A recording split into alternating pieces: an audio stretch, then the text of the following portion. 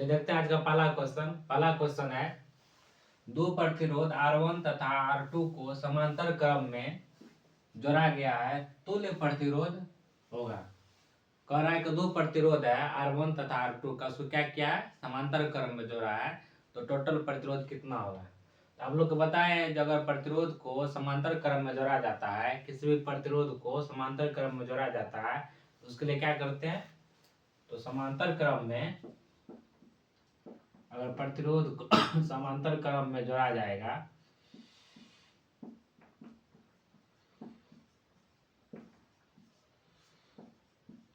बताए थे ना क्या होता है, 1/RP बराबर होता है। RP मतलब क्या हुआ, रेसिस्टेंस इन पैरेलल। ये आपको होता है 1/R1 प्लस 1/R2। और यहाँ से निकाले हम, क्या हो जाएगा R1 R2 प्लस R1। अगर RP की बात करें यहाँ से, तो आपको हो जाएगा R1 R2 बट्टे R1 प्लस R2। कौन सा ऑप्शन ये जा रहा है, तो ये आपको ऑप्शन जा रहा है दूसरा के साथ। समझ में आया क्वेश्चन। देखिए इसमें कह रहा है जो R1 और R2 दो प्रतिरोध है, उसको समांतर में जोड़ा गया है। तो समांतर में जोड़ने के फॉर्मूले यही होता है, इसमें दो प्रतिरोध है तो दो लिए हैं, दो से ज्यादा रहेगा तो उसको ज्यादा लेंगे। और इसको अगर करने पे ये आपको निकला 1/RP का बराबर मान होगा, और उसके बाद RP निकलना, क्या करना, उसको पलट दिए। चलो दूसरा क्वेश्चन देखते हैं। दूसरा क्वेश्चन है, फ्यूज किस सिद्धांत पे कार्य करता है। कह रहा है विद्युत फ्यूज जो होता है वह किस सिद्धांत पे कार्य करता है। ऑप्शन के साथ देखिए, पहला है चुंबकीय प्रभाव, विद्युत धारा का ऊष्मीय प्रभाव, प्रकाशीय विद्युत प्रभाव और विद्युत द्वारा अवशोषित ऊष्मा। देखिए चुंबकीय प्रभाव जो होता है ये आपको विद्युत घंटी में होता है। जो विद्युत घंटी होता है उसमें क्या होता है, चुंबकीय प्रभाव होता है। जो इलेक्ट्रिक बेल होता है कोचिंग में या स्कूल सब में लगा रहता है, उसमें चुंबकीय प्रभाव कार्य करेगा। और विद्युत धारा का ऊष्मीय प्रभाव, तो विद्युत फ्यूज क्या होता है, जब उसमें इलेक्ट्रिसिटी का प्रभाव ज्यादा होता है, तो जो विद्युत फ्यूज होता है वह क्या होता है, गर्म होकर पिघल जाता है। तो गर्म होकर जो पिघल जाता है, तो गर्म होने का मतलब क्या है, उसमें ऊष्मा का उत्पन्न होता है अधिक मात्रा में। विद्युत धारा द्वारा उत्पन्न ऊष्मा होता है, विद्युत धारा द्वारा उत्पन्न ऊष्मा के कारण क्या होता है, फ्यूज जो होता है वह गल जाता है, तो परिपथ में आगे बढ़ने से विद्युत धारा टूट जाता है। अब देखिए प्रकाशीय विद्युत प्रवाह, ये सब तो आपको सौर प्लेट में हो जाएगा। ये सब कौन से में होगा, जो सौर प्लेट होता है ना, सौर पैनल में हो जाएगा ये सब इलेक्ट्रिक। और विद्युत धारा द्वारा अवशोषित ऊष्मा, नहीं ऊष्मा को अवशोषित नहीं करता है, ऊष्मा को अवशोषित ये सब हीटर सब में होता है, ठीक ना। ये भी नहीं हो जाएगा, क्या हो जाएगा आपका, विद्युत धारा का उसमें प्रभाव। चलिए देखते हैं नेक्स्ट क्वेश्चन।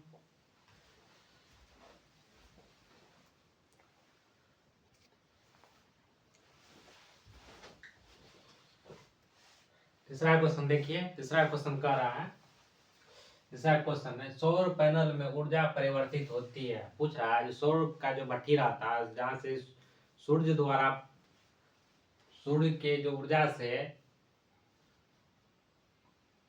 ऊर्जा बनाया जाता है, या सूर्य द्वारा उत्पन्न ऊर्जा जो होता है, वह पूछ रहा है इसमें किस ऊर्जा में परिवर्तित होता है। जब सौर प्लेट लगाया जाता है, सूर्य के द्वारा जो अवशोषित ऊष्मा होता है वो क्या होता है, एक ऊर्जा में बदल जाता है।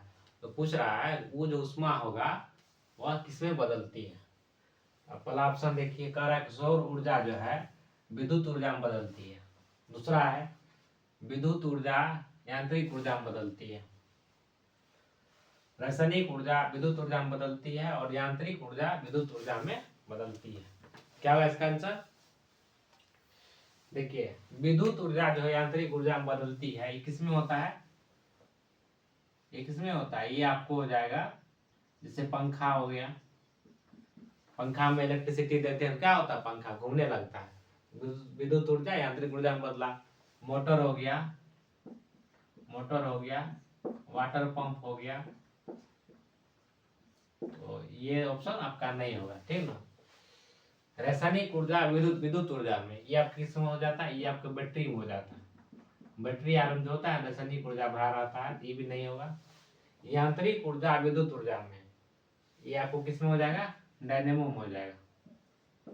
ये किस में होता है, ये डायनेमो में होता है, ये भी आपका ऑप्शन नहीं होगा। तो सौर ऊर्जा में क्या होता है, सौर पैनल में सौर ऊर्जा जो है विद्युत ऊर्जा में बदलता है। तो इसका पहला आंसर हो जाएगा। दूसरा क्वेश्चन देखिए, दूसरा क्वेश्चन कह रहा है यदि धारा को दोगुना कर दिया जाए और विभवांतर को आधा कर दिया जाए। कह रहा है धारा को दोगुना कर दिया जाए और विभवांतर को आधा कर दिया जाए तो प्रतिरोध होगा।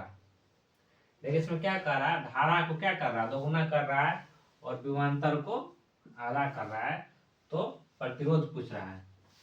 ये क्वेश्चन न्यूमेरिकल है, इसको कैसे बनाएंगे। देखिए इसमें है आपको आई का बात हो रहा है, बी का बात हो रहा है और आर का बात हो रहा है, ठीक ना।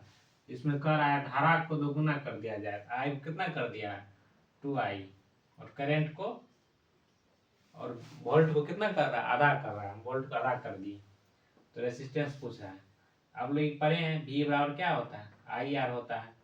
तो V बराबर आई आर होता है, तो आपको हो जाएगा आर बराबर V बटे आई। अगर इसको हल करें हम यहाँ से, तो B का मान हो जाएगा आपको V बटे 2, आई का जवाब हो जाएगा 2i। ये कितना हो जाता है 1/4 VI हो जाता है, 1/4 VI हो जाता है। तो अब देखिए क्या हो जाएगा, प्रतिरोध कितना हो गया, V बटा आई का 1/4 गुना हो गया, पहले का कितना हो गया 1/4 हो गया। तो इसमें जो ये फॉर्मूला को V बराबर आई आर को याद करना है।